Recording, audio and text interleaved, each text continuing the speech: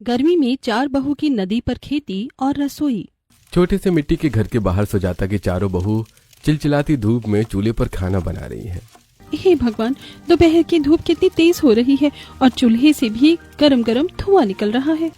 सही कहा तुमने, मेरा तो शरीर आग की तरह जल रहा है। पूरी साड़ी भी पसीने से गीली हो चुकी है। मैं खुद पसीने से पूरी गीली हो चुकी हूँ। धूप सीधा सर पर पड़ रही है, जिससे सर में भी अब दर्द होने लगा है। काश हमारी एक छोटी सी रसोई होती। अब कड़ी धूप में खाना बनाकर चारों ही बहू खाने के बर्तन उठाकर घर के अंदर लेकर आती हैं और सभी को जमीन पर चटाई बिछाकर खाना खिलाती हैं। बहू, तुम चारों का चेहरा तो चूल्हे पर खाना बना बनाकर लाल पड़ गया है। चेहरा तो लाल हुआ है, आंखें भी उस धुएं से लाल पड़ गई है। पता नहीं कब तक गर्मी में मेरी बहुओं को ऐसे ही कड़ी धूप में बाहर खाना बनाना पड़ेगा। अब ये सुनकर चारों ही बेटों की आंखों में शर्मिंदगी होती है। ये सब हमारी वजह से हो रहा है। हम लोग आपको कोई सुख सुविधा नहीं दे पा रहे हैं, लेकिन हम लोग अपनी फैक्ट्री में कड़ी मेहनत कर रहे हैं ताकि हम 2 पैसे ज्यादा कमा पाए, लेकिन अभी हम लोगों का काम ही कम चल रहा है। हाँ भैया, ठीक कह रहे हैं। अभी फैक्ट्री में काम काफी कम चल रहा है, जिस वजह से ना तो ज्यादा काम हो पा रहा है और ना ही हम ज्यादा पैसे कमा पा रहे हैं। सच में, और इसी कारण हम लोग तुम्हारी कोई मदद भी नहीं कर पा रहे हैं। अरे कोई बात नहीं, आप लोग चिंता मत कीजिए। अभी आप खाना खाइए। हम भी जानते हैं कि अभी हमारे हालात ठीक नहीं हैं, जिस वजह से हमें इन परेशानियों का सामना करना पड़ रहा है। हाँ देखिएगा, एक दिन हमारे दिन भी बहुत अच्छे हो जाएंगे। अब सारा परिवार एक साथ बैठकर जमीन पर खाना खाता है। अब जहाँ घर में पैसों की दिक्कत चल रही होती है, वहीं अगले ही दिन मकान मालिक अपना किराया मांगने आता है। हाँ सुजाता जी, कहाँ हैं आपके चारों बेटे? अरे 3 महीने हो गए और अब तक किराए का 1 रुपया नहीं दिया इन लोगों ने। क्या सोच रखा है? फ्री में रहने को दे दिया है मैंने आप लोगों को ये घर। तभी शर्मिंदगी के साथ चारों बेटे मकान मालिक के सामने आते हैं। अरे नहीं नहीं मकान मालिक जी, ऐसा कुछ नहीं है। दरअसल बात ऐसी है कि अभी हम लोगों का काम फैक्ट्री में अच्छा नहीं चल रहा है। न ज्यादा कमाई हो रही है और ना ही पैसे जुड़ पा रहे हैं। हाँ, और इसी वजह से हमने 3 महीने से आपका कोई किराया नहीं दिया, लेकिन जैसे ही पैसे मिलते हैं हम सबसे पहले आपका ही किराया देंगे। हाँ, हमें बस थोड़ा टाइम और दे दीजिए। देखो, ये सारी बातें तो मैं कब से सुनता आ रहा हूँ, लेकिन अब मुझे बहाना नहीं, पैसा चाहिए। सच सच बताओ, मेरा पैसा कब दोगे? अब तो मुझे पैसा दो या मेरा घर खाली करो। अरे नहीं नहीं, ऐसा मत कीजिए। मेरे बेटे अभी परेशान हैं, उन्हें कुछ दिनों का टाइम और दे दीजिए। तभी चारों पत्नियां भी आगे आकर कहती हैं, हाँ हाँ, आप हमें कुछ दिनों की मोहलत दे दीजिए, हम आपका सारा किराया भर देंगे। देखो, वैसे तो मैं औरतों में बात नहीं करता, लेकिन ठीक है, अगर तुम कह रही हो तो मैं कुछ दिन और रुक जाता हूँ। अब इतना कह के मकान मालिक वहां से चला जाता है। अब इसी तरह कुछ हफ्ते गुजरते हैं और धीरे धीरे गर्मी का तापमान बहुत ज्यादा बढ़ जाता है और अब चारों बहुएं घर के बाहर चूल्हे पर खाना बना बनाकर काफी परेशान हो जाती हैं। रात को तो जैसे तैसे खाना बन जाता है, लेकिन ये सुबह 8 बजे से लेकर दोपहर के 12 बजे या 1 बजे तक खाना बनाने और बाकी काम करने में बड़ी दिक्कत होती है। धूप सीधा सर पर ही पड़ती है। हाँ, और रात को भी खाना बनाकर सुबह के लिए नहीं रख सकते। हमारे घर में फ्रिज ही नहीं है और गर्मी इतनी ज्यादा पड़ रही है कि सारा खाना खराब हो जाएगा। इसलिए हमें तो सारा खाना ताज़ा ही बनाना पड़ता है। सही कहा। और फिर हमारे पति जो दिन में खाना खाने घर आते हैं, उनके लिए तो कड़ी धूप के नीचे बैठकर ही चूल्हे पर खाना बनाना पड़ता है। अब इसी तरह 1 महीना और गुजरता है और चारों बहुओं के पति अब तक अपने मकान का किराया नहीं भर पाए, जिस वजह से एक रात जब चारों बहुएं अपने पति और सास ससुर के साथ कमरे में जमीन पर चटाई बिछाकर सो रही होती हैं, तो मकान मालिक लाइट काट देता है। अब गर्मी और मच्छर से परेशान होकर चारों बहुएं उठकर बैठती हैं। हे भगवान, ये लाइट को भी अभी ही जाना था। पूरा दिन वैसे ही हम गर्मी में परेशान रहते हैं। सच में अभी तो गर्मी के साथ साथ मच्छर भी लग रहे हैं। ये लोग देखो कैसे आराम से सो रहे हैं। चलो बाहर चलते हैं। अब चारों बहुएं घर के बाहर आती हैं तो देखती हैं कि मोहल्ले की लाइट आ रही है, सिर्फ उनके घर की लाइट ही कटी है। अरे मोहल्ले की लाइट तो आ रही है, फिर हमारे घर की लाइट कैसे चली गई? चलो हमें अपने पतियों को उठाना चाहिए। अब चारों बहुएं आकर अपने पतियों को उठाती हैं, जिसमें से एक मकान मालिक को फोन करता है। अरे मकान मालिक जी, मोहल्ले में सबकी लाइट आ रही है लेकिन हमारी नहीं आ रही है और अब मेरा पूरा परिवार गर्मी से परेशान हो रहा है। अच्छा, गर्मी से परेशान हो रहा है तो गर्मी में मर क्यों नहीं जाता तुम्हारा परिवार? अरे अब ये 5वां महीना लग गया और तुम लोगों ने अभी तक किराया नहीं दिया है। किराए का तुम्हें पता है? जो लोग किराए पर रहते हैं वो घर के साथ साथ बिजली बिल और पानी का बिल भी भरते हैं, लेकिन तुम लोग तो बस मुफ्त की रोटियां तोड़ रहे हो मेरे घर में। अरे अभी तो बिजली काटी है, अगर यही हाल रहा तो पानी भी बंद कर दूंगा। अब गुस्से में मकान मालिक फोन काट देता है। बेटा क्या कहा मकान मालिक ने? कब तक आएगी लाइट? माँ, लाइट मकान मालिक ने ही काटी है और उसने कहा है कि हम टाइम से पैसे नहीं दे रहे हैं, इसलिए वो हमें बिजली का इस्तेमाल करने नहीं देगा और धीरे धीरे वो पानी पर भी रोक लगा देगा। शायद हो सकता है कि हमें पूरे दिन में एक ही समय पानी इस्तेमाल करने को मिले। ये सब सुनकर चारों ही बहुएं घबरा जाती हैं। अरे ये क्या बात हुई? अगर मकान मालिक हमें इतनी गर्मी में बिजली और पानी का इस्तेमाल करने नहीं देंगे तो हम क्या करेंगे? सच में मेरा तो अभी भी गर्मी से इतना बुरा हाल हो रहा है। सारा दिन बिना लाइट के हम कैसे रहेंगे? और अगर इन्होंने पानी भी काट दिया तो इतनी गर्मी में हम खाना कैसे बनाएंगे? किससे नहाएंगे और क्या पिएंगे? सुनिए जी, अब धीरे धीरे ये घर हमारे लिए सजा बनता जा रहा है। आप लोग कुछ कीजिए और हमें इस कैद खाने से बाहर निकालिए।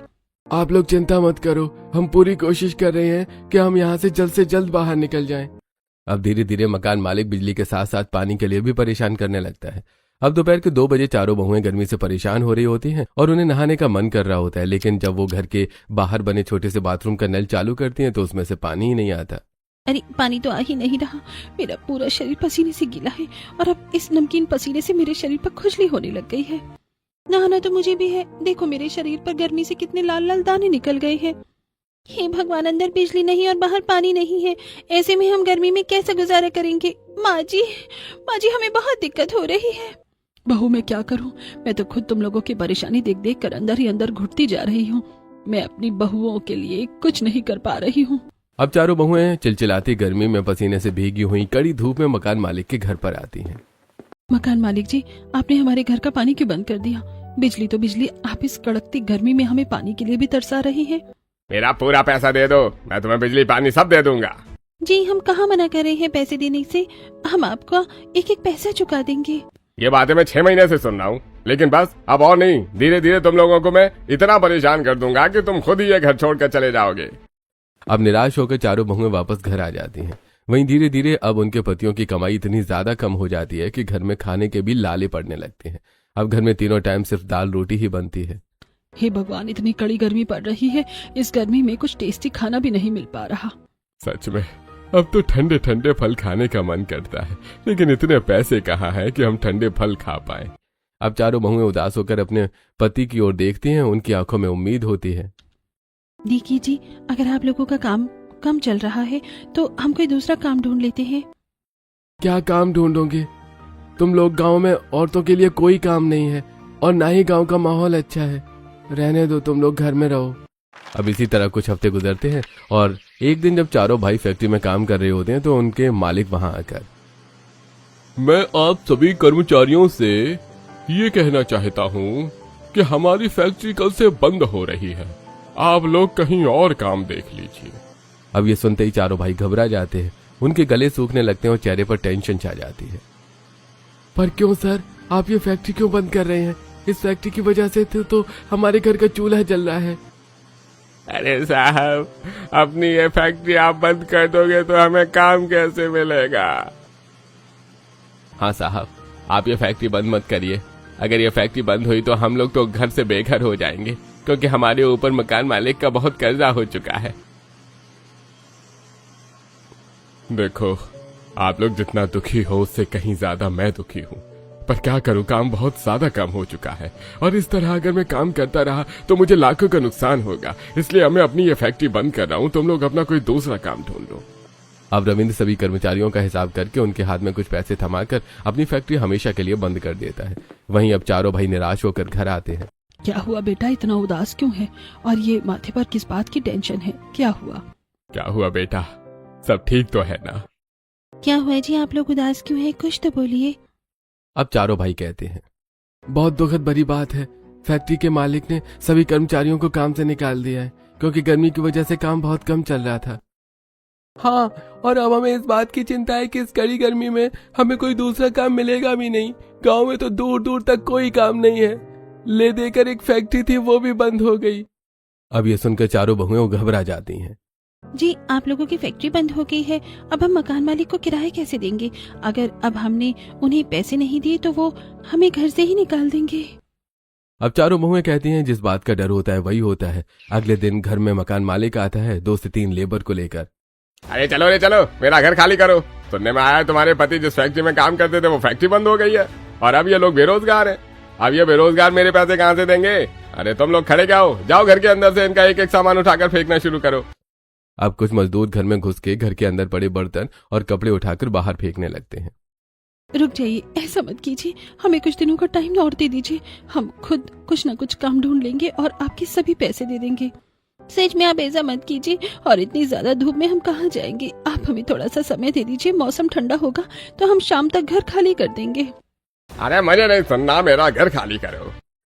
अब मकान मालिक को जरा भी उस गरीब परिवार पर दया नहीं आती और अब वो बेचारे अपना सारा सामान बांधकर कड़ी धूप में घर से बाहर निकल जाते हैं और दर दर की ठोकर खाते हैं, लेकिन उन्हें कहीं पर कोई घर नहीं मिलता।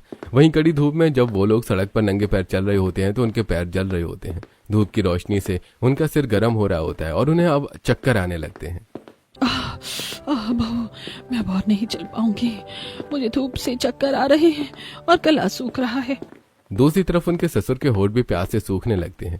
वहीं बाकियों के शरीर पर लाल लाल घमौरियां निकल जाती हैं। हे भगवान, पता नहीं तो हमें किन पापों की सजा दे रहा है, जो न तो हम अपनी बीवी के लिए कुछ कर पा रहे हैं और न ही अपने माँ बाप के लिए। चलो ना, कहीं और घर का पता करते हैं। अब वो गरीब परिवार आसपास के घरों के दरवाजे खटखटाते हैं ताकि उन्हें किराए पर घर मिल जाए, लेकिन कोई भी उन्हें किराए पर घर देने के लिए तैयार नहीं होता। अरे जाओ जाओ, तुमने तो पहले मकान मालिक को टाइम पर किराया नहीं दिया, मुझे क्या खाक पैसे दो की। अरे ऐसे गरीब कंगाल इंसान को हम किराए पर घर नहीं देते हैं। अब वो गरीब परिवार कड़ी धूप में दर दर की ठोकर खाता है, लेकिन उन्हें रहने की कोई जगह नहीं मिलती। जिसके बाद वो चलते चलते एक नदी किनारे आकर बैठ जाते हैं जहाँ ठंडी ठंडी हवा चल रही होती है। अब चारों बहुएं लोटा निकालकर उस नदी का ठंडा ठंडा पानी लोटे में भरकर लेकर आती हैं और अपने घर के सभी सदस्यों को पानी देती हैं। बहू, ये नदी का पानी तो बहुत ठंडा है और कितना सुकून है यहाँ पर। मैं इस ठंडी हवा में थोड़ी देर लेटना चाहती हूँ, मेरा सर गर्मी से बहुत भारी हो रहा है। मैं भी थोड़ा आराम करूंगा इस नदी और इन पेड़ों की ठंडी छांव पर। अब धीरे धीरे नदी की ठंडक में सभी को सुकून मिलता है और अब सास ससुर के साथ साथ चारों बहुओं के पति भी वहीं ठंडी जमीन पर सो जाते हैं। लेकिन वहीं चारों बहुएं नदी को गौर से देख रही होती हैं। तभी पिंकी की नजर उस नदी में उगे जलकुंभी की बेल पर जाती है जहाँ एक चिड़िया पानी में पंख फैलाई नहा रही थी। पल्लवी, निधि, शिवानी, देखो उस पंछी को, कितनी खुश है वो जलकुंभी की बेल के पास नदी में पंख फैलाए नहाकर। मेरा तो मन कर रहा है कि मैं भी इसी नदी के पास अपना एक सुंदर सा घर बना लूं और फिर मैं भी नाचूं झूमूं जैसे वो पंछी झूम रही है। पिंकी, पक्षी और इंसानों के वजन में बहुत फर्क होता है। वो पक्षी जलकुंभी की बेल पर गुजारा कर सकती है, लेकिन हम जैसे इंसानों को रहने के लिए पक्की ईंटों के बने घर की जरूरत होती है, और इस नदी में हम वो घर कैसे बनाएंगे? वहीं शिवानी और निधि की नजर पानी की दूसरी ओर बने मिट्टी के टापू पर जाती है। अरे वो देखो, उस तरफ कितना बड़ा मिट्टी का टापू बना है, क्यों ना हम लोग वहाँ जाकर रहे। हाँ, वो टापू तो काफी बड़ा है, वहाँ पर हमारा पूरा परिवार आराम से रह सकता है। हाँ, शायद तुम दोनों ठीक कह रहे हो। अरे तुम लोगों का दिमाग खराब है क्या? वो टापू नदी के उस तरफ है और उस तरफ पानी की गहराई बहुत ज्यादा है। हम लोग तो जा भी सकते हैं, लेकिन हमारे सास ससुर वो उस टापू तक कैसे पहुँचेंगे? तभी गोपाल और सुजाता उठकर कहते हैं, बहू, हम गांव के हैं और हम दोनों को ही तैरना बहुत अच्छे तरीके से आता है, और अभी हमारे वो टापू ही एकमात्र सहारा है रहने के लिए, क्योंकि घर तो हमें कहीं मिल नहीं रहा है। अब घर के सभी सदस्य पानी में तैरते तैरते उस टापू के पास पहुंचते हैं। अब पहले चारों बेटे टापू पर चढ़ते हैं और फिर चारों बहुएं और फिर चारों पति पत्नी मिलकर गोपाल और सुजाता को भी नदी के टापू के ऊपर हाथ के सहारे खींचते हैं। अब सभी लोग टापू के ऊपर आते हैं जहाँ सभी को ऊंचाई पर ठंडी हवा का एहसास होता है। बहू, यहाँ तो बहुत ठंडी हवा चल रही है। हाँ, यहाँ तो काफी ठंडक का एहसास हो रहा है, गर्मी तो लग ही नहीं रही है। अब चारों बहुएं एक साथ कहती हैं, सुनिए जी, इस ऊंची टापू पर बहुत ज्यादा ठंडक है और पानी भी देखिए कितना ज्यादा है। यहाँ पर हमें ना ही तो पानी का बिल देना पड़ेगा और ना ही गर्मी का एहसास होगा। क्यों ना हम इसी टापू पर जंगलों से लकड़ियाँ लाकर अपना एक छोटा सा घर बना लें। हाँ, सही कहा, हम यहाँ लकड़ियों से अपना मजबूत टिकाऊ घर बना सकते हैं। हाँ बहू, तुम सभी ठीक कह रही हो। जाओ बेटो, तुम चारों जंगल से लकड़ियाँ काट कर ले आओ। अब चारों भाई जंगल जाते हैं और जंगल से मोटी मोटी लकड़ियां लेकर एक एक करके जमीन में रखकर पेड़ की पतली लचीली जड़ों से बांधकर चटाई की तरह बना लेते हैं और पानी में उसके ऊपर खड़े होकर पतली लकड़ियों का इस्तेमाल करके उसे टापू तक ले जाते हैं। और फिर अपने पति के साथ मिलकर चारों बहुएं कड़ी मेहनत करके उस मिट्टी के टापू पर अपना लकड़ी का छोटा सा 2 मंजिला घर बनाती हैं। उसी घर के अंदर चारों बहुएं एक सुंदर सी रसोई भी बनाती हैं और रसोई में एक सुंदर खिड़की भी बनाती हैं जहां से नदी का सुंदर नजारा दिख रहा होता है। पिंकी देखो, हमारी रसोई कितनी खूबसूरत बनी है और खिड़की से नदी का नजारा भी कितना प्यारा लग रहा है। हाँ सही कहा। और अब हम इस कड़कती गर्मी में रसोई के अंदर खाना बनाएंगे, जहाँ खिड़कियों से भी ठंडी ठंडी हवा आएगी। हाँ चलो एक काम करते हैं, मिट्टी लाकर मिट्टी का चूल्हा बना लेते हैं और फिर अपनी रसोई का सारा सामान निकालकर रसोई को सजा देते हैं। अब चारों ही बहुएं नदी में तैरती हुई नदी के किनारे से रेतीली मिट्टी लेती हैं और उसमें अपनी रसोई में मिट्टी का चूल्हा बनाती हैं और फिर बर्तन और मसाले के डिब्बे निकालकर अपनी रसोई में सजा लेती हैं, जिससे उनकी रसोई काफी खूबसूरत लगने लगती है। दूसरी तरफ उनके पति घर के बाहर टापू से सटाकर लकड़ियों की एक खूबसूरत सीढ़ी भी तैयार कर लेते हैं ताकि आने जाने में किसी को कोई समस्या न हो। अब सभी लोग घर में बैठते हैं, तभी चारों बहुएं कहती हैं, आप लोग यहीं बैठिए, अभी हमारे पास खाने पीने का कुछ ज्यादा सामान नहीं है, इसलिए हम नदी में उगे जलकुंभी को तोड़ कर लेकर आते हैं और आज हम सब वही खाएंगे। अब चारों बहुएं अपने लकड़ी के घर से बाहर निकलती हैं और फिर टापू से सटी लकड़ी की सीढ़ियों से उतरकर नदी में आते हैं और नदी में उगे जलकुंभी को तोड़ती हैं और उसे लेकर रसोई में आती हैं और फिर चारों बहुएं अपनी रसोई की खिड़की खोलती हैं, जहां से ठंडी ठंडी हवा रसोई में आने लगती है। अब चारों बहुएं चूल्हा जलाकर चूल्हे पर जलकुंभी की सब्जी और चावल बनाती हैं और बड़े ही प्यार से अपने परिवार वालों को खाना खिलाती हैं। अब घर का मेन दरवाजा खुला होने के कारण घर के अंदर ठंडी ठंडी हवा आ रही होती है। बहू खाना तो बहुत स्वादिष्ट बना है। हाँ बहू, इस घर की ठंडक में तुम्हारे हाथ का ये स्वादिष्ट खाना खाकर तो मन को शांति मिल गई। सच में बहुत सुकून है यहाँ पर, किसी बात की कोई टेंशन नहीं है यहाँ। हाँ बाकी तुम चारों ने तो जलकुंभी की सब्जी बहुत स्वादिष्ट बनाई है। हाँ, और नदी के पास यहाँ ठंडक बहुत ज्यादा है तो भूख भी लग रही है और खाना भी खाया जा रहा है, वरना पहले तो गर्मी में कुछ खाने का मन ही नहीं करता था। जी शुक्रिया, वैसे बहुत दिनों बाद हम सबके चेहरे पर सुकून आया है। देखना धीरे धीरे हर चीज का समाधान निकल जाएगा। अब ये सुनकर चारों पति के चेहरे पर मुस्कान आ जाती है। वैसे हम एक चीज और कर सकते हैं, जैसे हमने इस टापू पर अपना घर बना लिया है, वैसे ही हम इस टापू की बची हुई जगह पर मिट्टी को खोदकर कुछ सब्जियों के बीज लगा सकते हैं। अगर सब्जियां अच्छी खासी हो गई तो हम उन्हें बाजार में बेचकर पैसे भी कमा सकते हैं। अरे ये तो बहुत अच्छा ही आइडिया है, चलो हम बाजार चलते हैं और बीज लेकर आते हैं। अब चारों ही बहुएं टापू से नीचे उतरती हैं और फिर पानी में तैरते हुए बाहर आती हैं। ओह सारे कपड़े गीले हो गए, लेकिन कोई बात नहीं, गर्मी में तो बहुत जल्दी सूख जाएंगे। हाँ, और फिर थोड़ी बहुत ठंडक का भी एहसास हो रहा है गीले गीले कपड़ों में, क्योंकि यहाँ हवा भी ठंडी है। अब चारों ही बहुएं बाजार आती हैं और वो बाजार से तरह तरह की सब्जियों के बीज खरीदती हैं और फिर वो एक लोहे की खुरपी भी खरीदती हैं और फिर एक बहू पल्लू में बीजों को बांधती है और दूसरी खुरपी को फिर चारों ही बहुएं नदी में तैरती हुई अपनी लकड़ी की सीढ़ियों के पास आती हैं और फिर सीढ़ियों से चढ़कर वो टापू पर पहुंचती हैं और फिर टापू पर बची हुई जगह में चारों ही बहुएं लोहे की खुरपी से टापू की मिट्टी को खोदती हैं और फिर उसके अंदर बीज दबाती हैं और फिर सीढ़ियों से उतरकर बाल्टी में पानी भरकर लाती हैं और उस मिट्टी पे हल्के हल्के पानी का छिड़काव करती हैं। मेरी चारों बहुएं कितनी मेहनत कर रही हैं, भगवान इनकी मेहनत सफल हो जाए। अब सभी लोग रात को खाने में फिर से जलकुंभी की सब्जी खाते हैं और आराम करते हैं, लेकिन फिर अचानक रात को नदी के किनारे मौसम काफी ज्यादा खराब हो जाता है। तेज आंधियां चलने लगती हैं, बिजलियां कड़कने लगती हैं और बारिश की रफ्तार तेज हो जाती है, जिससे नदी के पानी का स्तर बहुत ज्यादा बढ़ जाता है और अब नदी का सारा पानी टापू पर आने लगता है, जिससे नए नए बीज जो मिट्टी में अभी दबाए ही गए थे वो सभी बीज पानी में बह जाते हैं। देखते ही देखते पानी का बहाव इतना ज्यादा तेज हो जाता है कि आधा टापू पानी में डूब जाता है और घर के अंदर भी पानी घुसने लगता है। वहीं अब सभी लोग घबरा कर उठते हैं। हे भगवान, ये पानी कहाँ से आ रहा है? अब सभी घर से बाहर आते हैं जहाँ मूसलाधार बारिश हो रही थी और टापू पानी से भरा होता है। बाप रे, बाहर तो नदी का मौसम बहुत खराब होता जा रहा है, कहीं हमने इस टापू पर घर बनाकर कोई गलती तो नहीं कर दी? कुछ नहीं हुआ है, चलो सब ऊपर वाले फ्लोर पर चलते हैं, नीचे पानी का स्तर बहुत ज्यादा है। अब पूरा परिवार दूसरे फ्लोर पर जाता है और खिड़कियों से बाहर का मौसम खराब देखता है। सभी के चेहरे पर घबराहट और डर है, लेकिन फिर धीरे धीरे मौसम साफ होता है और पानी का बहाव कम हो जाता है, जिसके बाद चारों बहुएं नीचे आती हैं और घर में भरे पानी को बाल्टी में भर के नदी में फेंकती हैं और अब वो देखती हैं कि उनके लगाए हुए सभी सब्जियों के बीज भी पानी में बह चुके हैं। अरे अगर यही हाल रहा तो इस पानी के तेज बहाव से हमारा घर भी डूब जाएगा। हमें कैसे भी करके इस घर को प्रोटेक्ट करना होगा और खेती करने का भी कोई दूसरा जुगाड़ करना पड़ेगा। मेरे पास एक जुगाड़ है। जब मैं अपने पापा के साथ नदी के पास सब्जियों की खेती करती थी तो मैं अपने खेत के चारों तरफ बांस का जाल बनाकर उसके ऊपर सूखी घास लाकर खेत के चारों तरफ से घेर देती थी। बांस की ऊंचाई इतनी ज्यादा होती थी कि नदी का पानी कभी वहां पहुंच ही नहीं पाता था और अब मुझे लगता है कि मुझे इस घर को सुरक्षित करने के लिए फिर से बांस के जाल बनाने पड़ेंगे। अरे अब जब हमें जुगाड़ मिल ही गया है तो अब हमें इसे करने में जुट जाना चाहिए।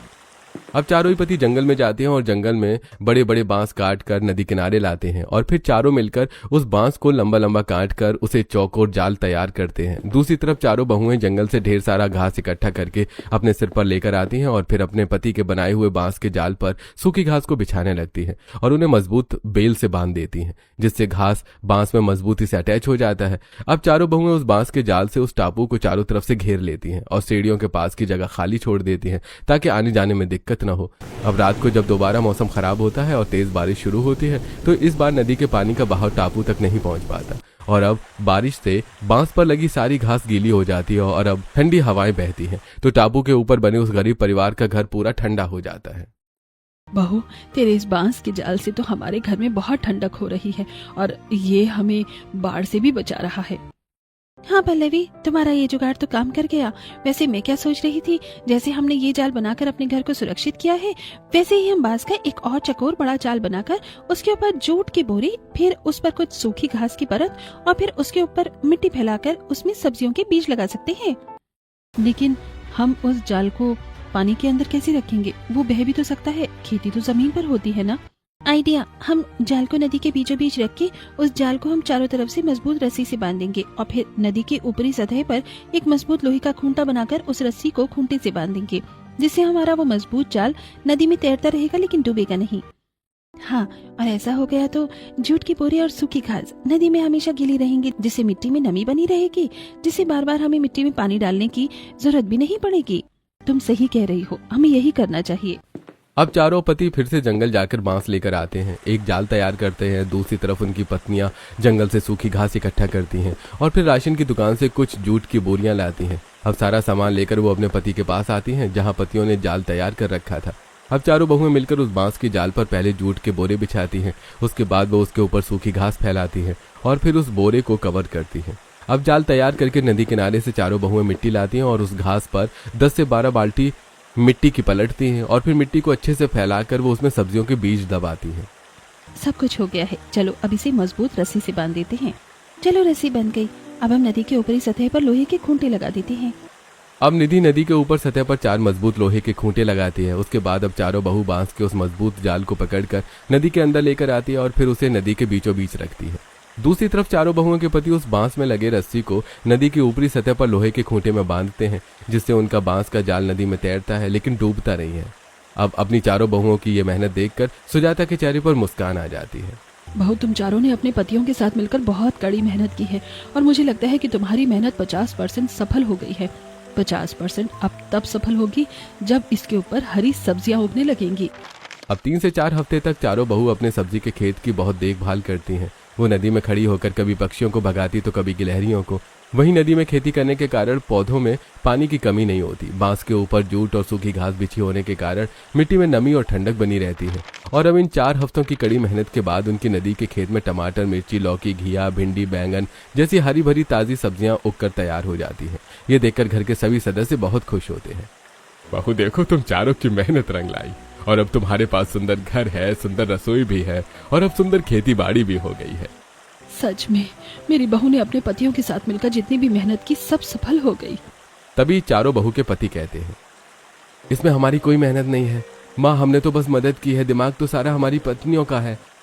अच्छा, वैसे मैं क्या कह रही थी, सब्जियां बहुत ज्यादा हो गई हैं। अब समय आ गया है कि हम इन सब्जियों को बाजार में जाकर बेचें। हाँ चलो, सब्जियों को तोड़ लेते हैं। वैसे इतनी ताजी सब्जी तो पूरे बाजार में कहीं नहीं बिक रही होगी। हाँ, तुम सही कह रही हो बहू। अब चारों बहू अपनी सास के साथ मिलकर लौकी, तोरई, भिंडी, बैंगन, टमाटर, मिर्च जैसी सभी हरी भरी ताजा सब्जियों को तोड़कर अपने पति को टोकरी में भरकर देती हैं और फिर उनके चारों पति सिर पर ताजी ताजी सब्जियां लेकर बाजार में बेचने जाते हैं। हरी भरी ताजा ताजा सब्जियां ले लीजिए, बैंगन, तोरई, लौकी, घिया, गर्मियों की सारी सब्जियां फ्रेश और ताजी मिलेंगी, आइए आइए। देखिए, इन हरी भरी ताजा सब्जियों में से कितनी अच्छी खुशबू आ रही है। अरे, जब ये सब्जी आपकी रसोई में बनेगी तो आपके घर के सदस्य खुश हो जाएंगे। अब बाजार में खड़ी कुछ औरतें देखती हैं कि शिवम, गौरव, अमित, मनोज की सब्जियां बाजार में सबसे ज्यादा ताजी हैं और अब सभी औरतें उनके पास आती हैं और उनसे तरह तरह की हरी भरी सब्जियां खरीदने लगती हैं, जिससे पहले ही दिन उनका काफी अच्छा मुनाफा होता है। भैया, आपके ठेले की सब्जियां तो सच में बहुत ज्यादा ताजी हैं। बाकियों के ठेले की सब्जियां तो गर्मी में सूखी और मुरझाई हुई हैं। सच में वैसे आपकी ये सब्जियां इतनी ताजी और हरी भरी कैसे हैं? यहाँ तो गर्मी में इंसान सूख रहा है, फिर ये सब्जी इतनी ताजा कैसे है? जी, हमारी सब्जियां इसलिए ताजी हैं क्योंकि ये नदी किनारे उगाई गई हैं और नदी के ठंडे पानी और शीतल वातावरण में हमारी ये सब्जियां काफी ज्यादा ताजी और हरी भरी हैं। अब शाम को अच्छा मुनाफा करके चारों भाई अपने घर आते हैं, जहाँ उनकी चारों पत्नियां सब्जियों की खेती से तोड़ी हुई ताजी सब्जियां अपनी सुंदर रसोई में बैठकर बना रही होती हैं। देखो निधि, सब्जियां बेच के हमारी कितनी अच्छी कमाई हुई है। हाँ पल्लवी, और पता है बाजार में सबको हमारी सब्जियां बहुत पसंद आई, क्योंकि सबसे ज्यादा ताजी हरी सब्जियां हमारी ही थी। अच्छा, ये तो बहुत अच्छी बात है। हम इसी तरह और मेहनत करेंगे और एक दिन हम अपने इस छोटे से व्यापार को बिजनेस में बदल देंगे। जाइए आप लोग हाथ मुंह धो लीजिए, हम खाना लगाते हैं। अब चारों भाई नदी में आते हैं, अच्छे से स्नान करते हैं और फिर घर आते हैं तो उनकी चारों पत्नियां अपने सास ससुर के साथ अपने पतियों को ताजी सब्जियां बनाकर खिलाती हैं। अब इसी तरह कुछ हफ्ते में चारों बहू की खेत की सब्जियां सबको पसंद आने लगती हैं और एक दिन उनके टापू पर मशहूर होटल के ओनर आते हैं। जी, आप कौन है? जी, मैं एक 5 स्टार होटल का मालिक हूँ और मुझे सुनने में आया है कि आपके यहाँ की सब्जियां काफी ताजी होती हैं, इसलिए मैं आपको सब्जी का ऑर्डर देने आया हूँ। अब ये सुनकर चारों ही बहू के चेहरे पर मुस्कान आ जाती है और वो फटाफट वो ऑर्डर ले लेती हैं और फिर भारी मात्रा में सब्जियां बोरियों में भर के वो 5 स्टार होटल में अपने पतियों के हाथ सप्लाई करवाती हैं और पल भर में उन्हें मोटा मुनाफा हो जाता है। अब इसी तरह उन चारों बहू के पास गांव के छोटे छोटे ढाबों से भी ऑर्डर आने लगते हैं और उनके चारों ही पति गाँव के ढाबों में जाकर भी अपनी ताज़ा सब्जियां सप्लाई करते हैं और अब अच्छी कमाई होने के बाद वो चारों ही बहू अपना एक खुद का सुंदर घर बना लेती हैं। देखो, आज मेरी चारों बहुओं की मेहनत और उनके पति के सहयोग से हम लोगों के पास खुद का सुंदर घर है। हाँ, और हमारी रसोई वो भी देखिए कितनी सुंदर है और हमने यहाँ एसी भी लगाया है। अब गर्मी में हमें खाना बनाने में दिक्कत नहीं होगी। सच में बहू की कड़ी मेहनत और उनके पतियों के परिश्रम से हम लोगों को अपना खुद का घर मिल पाया है। अच्छा, मैं क्या सोच रही हूँ कि अब हमारा खुद का घर हो गया है, बैंक बैलेंस भी काफी है, तो अब हम अपने उस नदी की खेती की देखभाल करने के लिए कुछ किसान को काम पर रख लेते हैं। हाँ, ये सही रहेगा। इससे हमारी सब्जियों का बिजनेस हमेशा बरकरार रहेगा। अब चारों ही बहू अपने आलीशान घर में रहती हैं और अपनी खेती को चलाने के लिए 2 से 3 किसान को काम पर रख लेती हैं।